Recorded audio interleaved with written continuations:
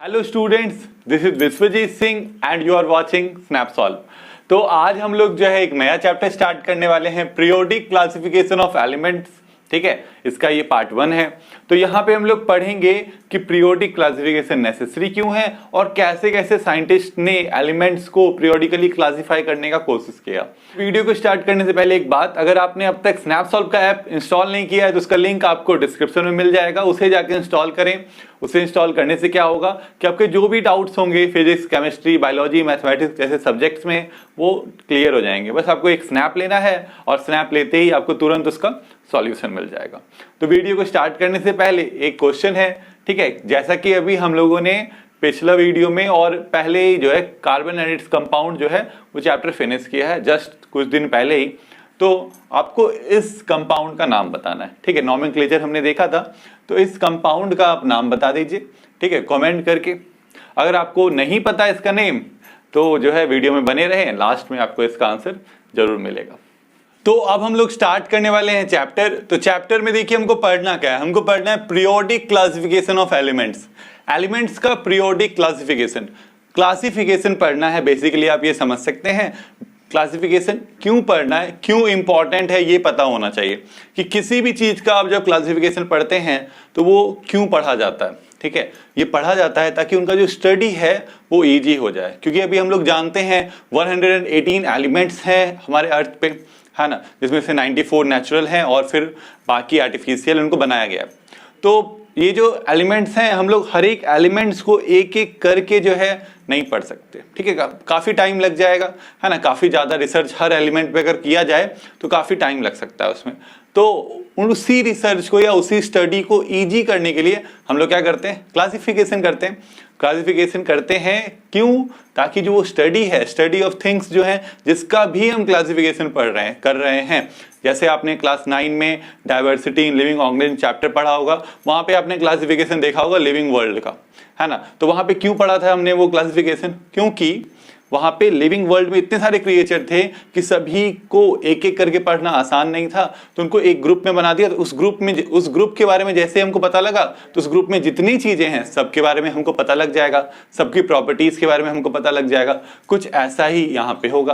Classification हम elements का क्यों कर रहे हैं, एलिमेंट्स को हम ग्रुप्स में क्लासिफाई कर रहे हैं, इसलिए क्लासिफाई कर रहे हैं ताकि हमको बस ग्रुप का प्रॉपर्टी पढ़ना पड़े और उससे सारे एलिमेंट्स का जो प्रॉपर्टी है वो पता लग जाए, है ना। तो आसान हो जाएगा स्टडी किसी भी एलिमेंट्स का पढ़ने में अगर हम क्लासिफिकेशन करते हैं एलिमेंट्स का। तो ठीक है, इसको याद रखिए, इसीलिए हम क्लासिफिकेशन करते हैं। तो सबसे पहले जो क्लासिफिकेशन करने का कोशिश किया गया, तो देखिए जब पता लगने लगा अरे इतने सारे एलिमेंट्स हैं, इनको एक एक करके कैसे पढ़े, इनको कुछ क्लासिफाई करना चाहिए।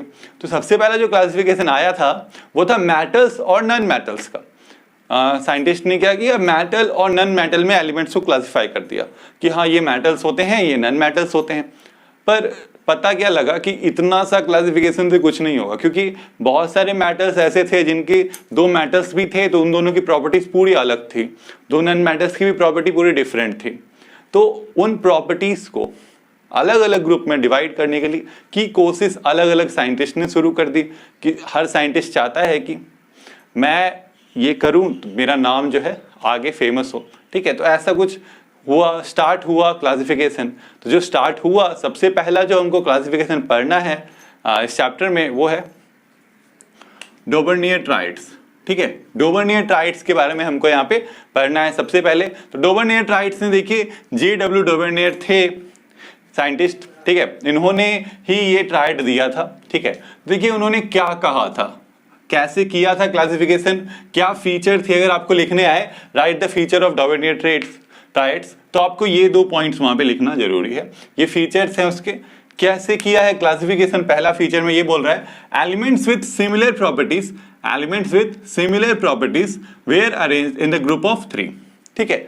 जिन एलिमेंट्स का सिमिलर प्रॉपर्टीज था उनको 3 एलिमेंट्स का एक ग्रुप बना के अरेंज करने का कोशिश किया गया, पहला पॉइंट। दूसरा देखिए, अकॉर्डिंग टू दिस क्लासिफिकेशन, इस क्लासिफिकेशन के आधार पे atomic mass of the central element of the group was merely arithmetic mean of the atomic masses of other 2 elements. कहता है कि जो सेंटर एटम था, क्योंकि देखिए 3 ग्रुप है, 3 एलिमेंट्स का ग्रुप है, जैसे 1 2 3, ठीक है, 3 एलिमेंट्स का ग्रुप है। तो बोलता है जो सेंटर एलिमेंट है उसका जो एटॉमिक मास होगा वो क्या होगा, वो अर्थमेटिक मीन होगा बाकी दोनों एलिमेंट्स के एटॉमिक मास का। मतलब दोनों जो बाकी दोनों एलिमेंट्स हैं उनके एटॉमिक मास को आप ऐड कीजिए, 2 से डिवाइड कीजिए, तो अगर तीसरा एलिमेंट का एटॉमिक मास मिल जा रहा है तो मतलब वो क्या होगा, वो डोबरनियर्स का ट्रायड होगा। समझ में आ रहा है? अगर नहीं समझ में आ रहा है तो यहाँ पे एग्जाम्पल्स देखिए, एकदम अच्छे से समझ में आ जाएगा अब, ठीक है। तो यहाँ पे देखिए 3 ग्रुप लिया गया है, A B C, ठीक है, A B C 3 ग्रुप्स हैं। तो देखिए पहला ग्रुप में लिथियम सोडियम पोटेशियम ये रखा गया, ठीक है। अब इनका एटॉमिक मास पे जरा से ध्यान देंगे। लिथियम का एटॉमिक मास है 6.9, सोडियम का है 23, पोटेशियम का है 39, ठीक है। अब जो है कह रहा है क्या, डोबरनियर्स ट्रायड कह रहा है कि प्रॉपर्टीज देखिए, लिथियम सोडियम और पोटेशियम की प्रॉपर्टीज तो सेम है, ठीक है, तो उनको ग्रुप में रख लिया, 3 के ग्रुप में। अब कह रहा है कि बीच वाले एलिमेंट का जो एटॉमिक मास होगा वो किसके इक्वल होगा, वो अर्थमेटिक मीन के इक्वल होगा। किसका अर्थमेटिक मीन, जो बाकी दोनों एलिमेंट्स बचे हुए हैं उनके अर्थमेटिक मीन का, है ना, एटॉमिक मास के अर्थमेटिक मीन का।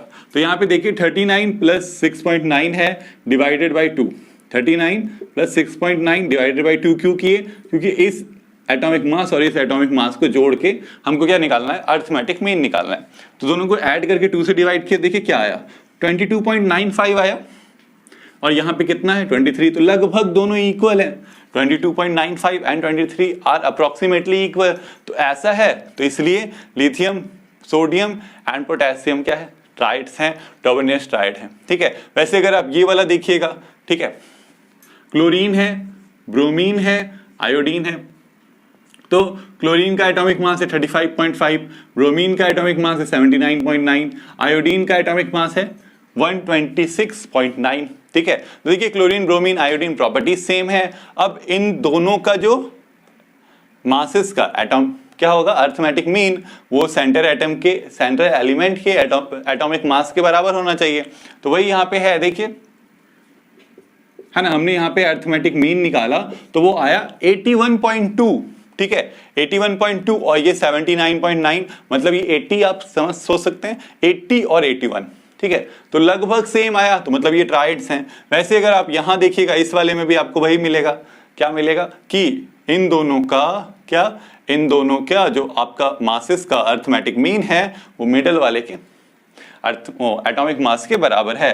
तो यहाँ पे हमने निकाला, देखिए यहाँ पे 88.7 आया है, यहाँ पे 87.6 है, तो 87 88 तो लगभग इक्वल है। तो ऐसा अगर होगा तो वो डोबरनियर्स ट्रायड थे और उन तीनों का प्रॉपर्टीज भी सेम होगा, ठीक है, ये इन्होंने कहा, J.W. डोबरनियर ने।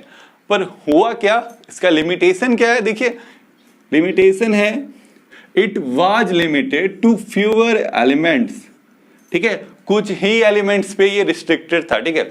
ऐसा नहीं जितने भी एलिमेंट्स उस समय जानते थे हम लोग सब ये ग्रुप में आ सकते थे, नहीं, ऐसा नहीं हुआ। कुछ ही एलिमेंट्स थे, आप कह सकते हैं यही 3 ग्रुप है और एक ग्रुप, ठीक है, इन्होंने 3 ही ग्रुप दिया था, ये 3 ग्रुप दिया था और एक ग्रुप बाद में बना, पर 4 ग्रुप के अलावा कोई और जो है ग्रुप्स नहीं फॉर्म हो पाए, ठीक है, नहीं बन पाए और नए ग्रुप्स, इसीलिए क्या हुआ, इसीलिए therefore discarded, इसको कैंसिल कर दिया गया, नहीं, इससे काम नहीं चलेगा, कुछ अच्छा चाहिए, कुछ बढ़िया चाहिए क्लासिफिकेशन। तो अभी हमने डोबरनियर्स ट्रायड्स देखे। अब इसके बाद जो है हम लोग देख रहे हैं यहाँ पे न्यूलैंड्स ऑक्टेव, ये सेकंड है हमारा क्लासिफिकेशन, ठीक है। दूसरे साइंटिस्ट थे, इनका नाम था जॉन न्यूलैंड, इन्होंने ऑक्टेव्स बनाया था, उनको न्यूलैंड्स ऑक्टेव्स बोला गया, ठीक है।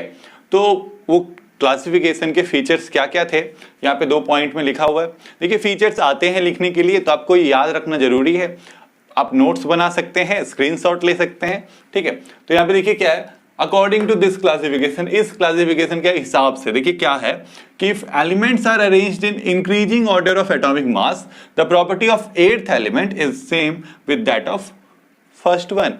कहता है कि अगर हम एलिमेंट्स को अरेंज करें किस में, इंक्रीजिंग ऑर्डर ऑफ एटॉमिक मास, ठीक है, एटॉमिक मास के इंक्रीजिंग ऑर्डर में अरेंज करें तो क्या होगा, तो जो 8वां एलिमेंट है, क्या होगा, 8वां एलिमेंट है और जो पहला एलिमेंट है उसकी प्रॉपर्टी सेम होंगी, ठीक है, तो ऐसा इन्होंने कहा, ऐसा इनके क्लासिफिकेशन के अकॉर्डिंग था। ठीक है, देखिए लेकिन बात यहाँ एटॉमिक मास का हो रहा है। हम लोग जो पीरियोडिक टेबल अभी पढ़ते हैं इसके बारे में आपको थोड़ा बहुत तो पता ही होगा कि हम वहां पे एटॉमिक नंबर का बात करते हैं, है ना, पर यहाँ पे कोई एटॉमिक नंबर का बात नहीं कर रहा है। पहले भी जो भी डॉवर्नियर साहब ने भी क्या किया, उन्होंने भी एटॉमिक मास का ही बात किया कि सेंट्रल एटम का जो एटॉमिक मास होगा वो दोनों एटम्स के एटॉमिक मास का अर्थमेटिक मीन होगा। ये भी एटॉमिक मास का ही बात कर रहे हैं, एटॉमिक नंबर का बात नहीं कर रहे हैं। ठीक है, तो एटॉमिक मास का बात ये कर रहे हैं कि एटॉमिक मास अगर इंक्रीजिंग ऑर्डर ऑफ एटॉमिक मास के आधार पे अगर हम क्या करें, उसको लगाएं, एलिमेंट्स को अरेंज करें, तो हर एक पहले एलिमेंट और 8वें एलिमेंट का जो प्रॉपर्टीज होंगे वो सेम होंगे। ठीक है, इसके बाद उन्होंने जो शुरुआत किया था हाइड्रोजन से किया था और थोरियम पे खत्म किया था। उस समय 56 एलिमेंट्स नोन थे। ठीक है, कितने एलिमेंट्स नोन थे? 56 एलिमेंट्स नोन थे। ठीक है, हाइड्रोजन पहला था, फिर थोरियम आखिरी था। ठीक है, अब उसको उन्होंने अरेंज तो किया। तो अब यहाँ पे देखिए, यहाँ पे आपके पास ये न्यूलैंड का जो आपका ऑक्टेव है उसका एक पार्ट दिया हुआ है, पूरा ये नहीं है ऑक्टेव है, उसका एक हिस्सा है आप कह सकते हैं। ठीक है, इसी से आपको सब समझ में आ जाएगा कैसे उन्होंने क्लासिफिकेशन इसका किया। और एक चीज यहाँ पे है कि ऑक्टेव जो नेम है ये कहाँ से आया है, तो ये इन्होंने म्यूजिकल नोट्स से नेम लिया है। जो म्यूजिकल नोट्स हम लिखते हैं, जैसे कभी अगर आपने म्यूजिक शुरू किया होगा सीखना, तो वहाँ पे आपने कुछ नोट्स गाए होंगे। जैसे अगर हम इंडियन हैं तो इंडियन में जो हिंदी में होता है सा रे गा मा पा धा नी सा, है ना, तो हर 8 वर्ड जो होता है, 8वां जो वर्ड होता है वो रिपीट होता है फर्स्ट के हिसाब से। जैसे सा रे गा मा पा धा नी, 7 हो गए, है ना, सा, फिर 8वां जो आएगा वो रिपीट हो रहा है, तो वही उसी को ऑक्टेव्स बोलते हैं, इन्हीं म्यूजिकल नोट्स को। और उन्होंने अपना जो क्लासिफिकेशन था इसी ऑक्टेव से कंपेयर किया था, इसीलिए इस क्लासिफिकेशन का नाम न्यूलैंड्स ऑक्टेव पड़ा। ठीक है, तो अब यहाँ पे देखिए, तो कोई भी कह रहा है कि 8वां एलिमेंट और पहला एलिमेंट का प्रॉपर्टीज सेम होगा, तो यहां से जैसे देखिए, मान लीजिए कि ये वाला एलिमेंट और इससे शुरू करते हैं, ये पहला एलिमेंट मान लिया हमने, 1 2 3 4 5 6 7 8, यहाँ 8 आया, या उस तरह भी गा सकते हैं सा रे गा मा पा धा नी सा, सा दोनों में आ रहा है, तो इन दोनों की प्रॉपर्टीज सेम होंगी, बिल्कुल सेम है, दोनों की प्रॉपर्टीज सेम है। ठीक है, तो इन्होंने इस तरह से अरेंजमेंट किया। ठीक है, तो इस तरह से आप किसी का भी देख सकते हैं। जैसे मान लीजिए कि यहाँ पे कार्बन और सिलिकॉन भी आएगा, फिर यहाँ से अगर 1 2 कीजिएगा ये 3 हो जाएगा, 4 5 6 7 8 हो जाएगा, तो पहला और 8वां एलिमेंट का प्रॉपर्टी सेम है। बहुत जगह आपको सेम मिलेगा ऐसा। ठीक है, जैसे यहाँ फ्लोरीन है, तो यहाँ से अगर आप शुरू कीजिएगा सा रे गा मा पा धा नी सा, तो सा यहाँ आया, तो फ्लोरीन एंड क्लोरीन का प्रॉपर्टीज सेम है। ठीक है, सच में सेम है, पर तो यहाँ पे इन्होंने अरेंजमेंट कर दिया। अभी तो लग रहा है बहुत अच्छा कि हाँ बिल्कुल अच्छे से क्लासिफिकेशन किया। ऐसे डोबर्नियर ट्राइड से तो काफी अच्छा है ये क्लासिफिकेशन। ठीक है, इसमें काफी एलिमेंट्स, उस समय जितने एलिमेंट्स नोन थे उन्होंने जो है किन्होंने न्यूलैंड्स ने उनको उन सारे एलिमेंट्स को इसमें फिट कर दिया। ठीक है, फिट तो कर दिया, पर अब उसके लिमिटेशंस आ गए। लिमिटेशंस क्या आ गए? पहला, एप्लीकेबल अप टू कैल्शियम, सिर्फ और सिर्फ कैल्शियम तक ही एप्लीकेबल था। कहां तक एप्लीकेबल था? कैल्शियम तक, मतलब मैग्नीशियम और कैल्शियम की प्रॉपर्टीज सेम है। ठीक है, इसके बाद आप कुछ और लीजिएगा तो उसकी प्रॉपर्टीज आपको सेम नहीं मिलेंगी। फॉर एग्जांपल, जैसे मान लीजिए कि इसको देखिए, यहां से अगर हम शुरू करें सा रे गा मा पा धा नी सा, तो सा तो मतलब क्लोरीन और कोबाल्ट निकल, इनकी प्रॉपर्टीज सेम होनी चाहिए according to Dobereiner's octaves, sorry Newlands octave. जो फर्स्ट और 8th एलिमेंट है उनकी प्रॉपर्टी सेम होनी चाहिए उसमें, पर क्लोरीन तो एक नन मेटल है, कोबाल्ट और निकल तो मेटल्स हैं, है ना, बहुत ज्यादा डिफरेंस है दोनों की प्रॉपर्टीज में, बिल्कुल दोनों एलिमेंट्स अलग हैं, अपोजिट हैं। ठीक है, तो इसलिए कैल्शियम के बाद कुछ भी अगर आप लेते हैं तो वहां पे ये अप्लाई नहीं हो रहा था। इनका जो कहना था कि 8वें एलिमेंट का प्रॉपर्टी पहले एलिमेंट से मिलेगा, सिर्फ कैल्शियम तक ही मिल रहा था, उसके बाद बिल्कुल नहीं मिल रहा था। इसके बाद अगर हम दूसरा देखें तो दूसरा जो इनका कहना था कि 56 एलिमेंट्स ही हैं अर्थ पे। ठीक है, 56 एलिमेंट ही हैं अर्थ पे और एलिमेंट्स नहीं है अर्थ पे, इनका यही कहना था।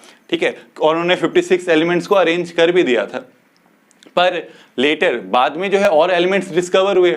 अभी हम जानते हैं 118 एलिमेंट्स हैं हमारे पास, ये तो बोल रहे थे 56 ही हैं, ठीक है। तो फिर और एलिमेंट्स जो डिस्कवर हुए वो इसमें फिट नहीं आ रहे थे, ठीक है। एक तो कैल्शियम तक एप्लीकेबल, इसके बाद नए एलिमेंट्स जो मिले वो इसमें आ ही नहीं रहे थे, फिट ही नहीं हो रहे थे, ना ये रूल फॉलो कर रहे थे, तो ये क्लासिफिकेशन हमको हटाना पड़ गया, ठीक है। और है इसके लिमिटेशंस, ये 2 हो गए। तीसरा देखिए पोजीशन ऑफ हाइड्रोजन, ठीक है। हाइड्रोजन का पोजीशन अगर कैल्शियम तक भी एप्लीकेबल था फिर भी हाइड्रोजन को कहाँ रखा है, हैलोजन के ऊपर रखा है, फ्लोरीन के ऊपर हाइड्रोजन को रखा गया है।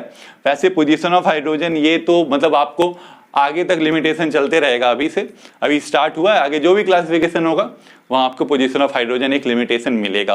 पर फिर भी यहाँ पे पहले अगर आप देखें तो हाइड्रोजन और फ्लोरीन, हाइड्रोजन और फ्लोरीन जो है मतलब हैं तो दोनों नॉन मैटर्स, पर इनकी प्रॉपर्टीज बहुत ज्यादा क्या है, डिफरेंट है, ठीक है। ये पूरी तरह से इलेक्ट्रोनेगेटिव नेचर शो करता है, ये इलेक्ट्रोनेगेटिव नेचर शो करता है, साथ में इलेक्ट्रोपॉजिटिव नेचर भी शो करता है।